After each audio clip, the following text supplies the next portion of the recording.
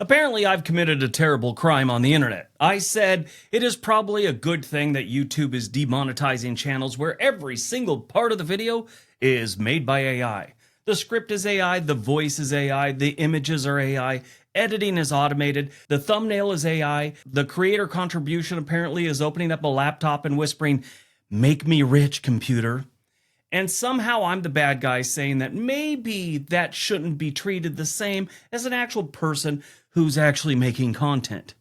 People are acting like I personally drove to their house, unplugged their Wi-Fi, and slapped the chat GPT prompt out of their hand. I didn't demonetize your channel. YouTube did. I just pointed out that your entire business model is I found a loophole, uploaded 900 videos about celebrity net worth, and had a robot narrate it. Maybe that shouldn't be a shock when the platform eventually closes the loophole. And look, I'm not anti-AI. I use AI. A lot of creators use AI these days. It's a tool. A hammer is also a tool, but you don't throw 10,000 hammers into the Home Depot parking lot and call it a construction company. If you do, people are going to have questions. There's a big difference between using AI to help you with research, brainstorming, editing, thumbnails, outlines, or workflow. But to build an entire faceless content sludge factory where the human creative process has been replaced by prompts, a progress bar, and a dream of passive income, that's not being creative. That's not being YouTube. That's the part people keep pretending not to understand. Nobody's saying every creator who uses AI should be punished. That would be ridiculous. That's like saying anyone who uses a calculator shouldn't be able to do accounting. The issue is channels where there's no human point of view, no original voice, no real editing judgment, no personal experience, no creativity, no taste, no brain fingerprints anywhere on the project or the video. Just synthetic garbage being poured into the algorithm until the whole platform starts smelling like a content mill. It has no place on YouTube. That's all there is to it. And then the comments roll in. You're just scared of competition. Competition from what?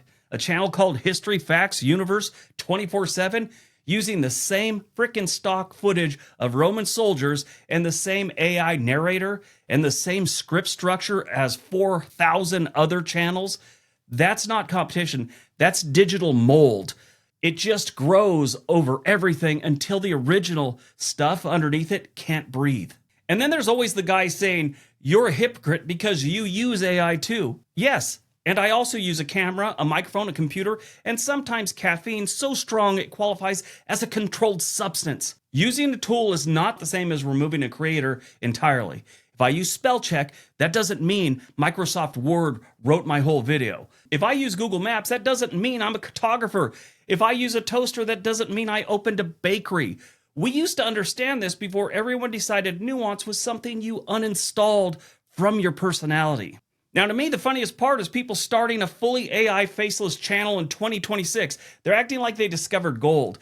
Buddy, you didn't find gold. You arrived at the gold rush after the gold mine collapsed and the shovel store burned down. And the only thing left is a guy selling you a $997 course on how I made $12 million with AI videos while currently living in my sister's garage or something like that. Starting a full AI faceless channel now is not a bold business move. It's walking into a casino after the lights are off and trying to put money down in a broken slot machine. And yes, I said it.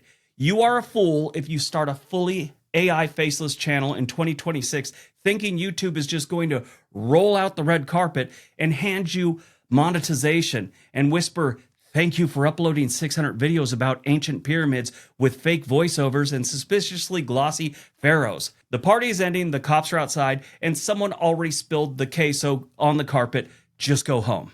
Advertisers don't want their brand sitting next to endless AI slop. This is not hard to understand. Imagine being a company paying real money for ads and your commercial shows up on a video called 10 Celebrities Who Died Yesterday, and it's narrated by a robot. It mispronounced half the names, and they got a picture of a very alive celebrity on the thumbnail. That's not premium ad placement. That's your brand wandering into a digital flea market wearing a Rolex. YouTube has to care about the advertisers because the advertisers pay the bills. That's this whole circus. If advertisers start saying, hey, maybe we don't want our ads attached to a mass-produced, low-effort synthetic content farm, YouTube is going to listen. They're not running a charity for people who watched 3 videos about passive income and decided they were now a media executive. YouTube is a business, not a wish-granting vending machine for dudes with Canva templates and unlimited ambition. And here's another thing that a lot of people don't understand. There's infrastructure inside this. People forget that uploading millions of AI-generated videos for free on YouTube, well, somebody has to store all that stuff. YouTube has to build and maintain massive data centers, and now they're supposed to do it for every AI guru who uploaded 38-minute video called The Dark Truth About Bananas with no human involvement whatsoever. It's basically digital littering with a monetization request attached. People are dumping truckloads of synthetic content on a platform and then acting like they're offended when YouTube says, maybe we're not going to pay you for this anymore. That's not oppression, that's sanitation. The real problem is too many people have confused easy to make with valuable. AI made it easier to create content, but it didn't magically make that content worth watching.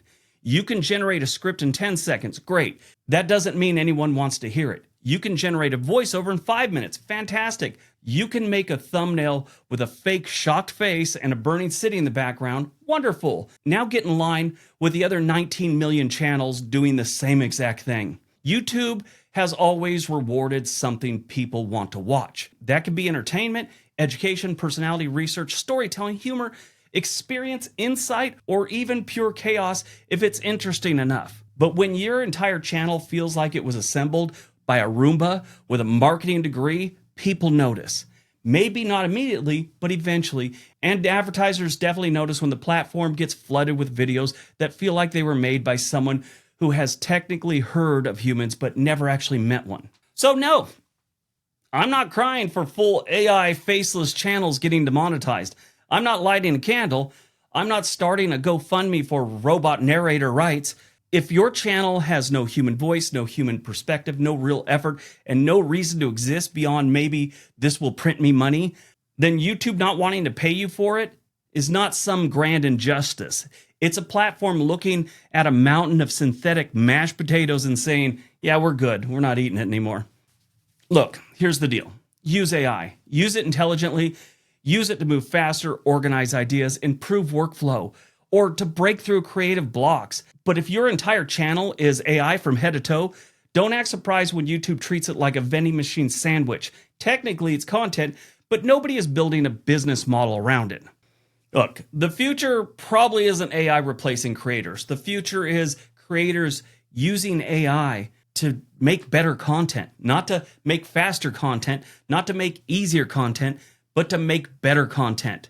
And tools definitely don't create reasons for anyone to care. So to finish this up, if you're mad I said AI faceless channels are a bad bet in 2026, I don't know what to tell you.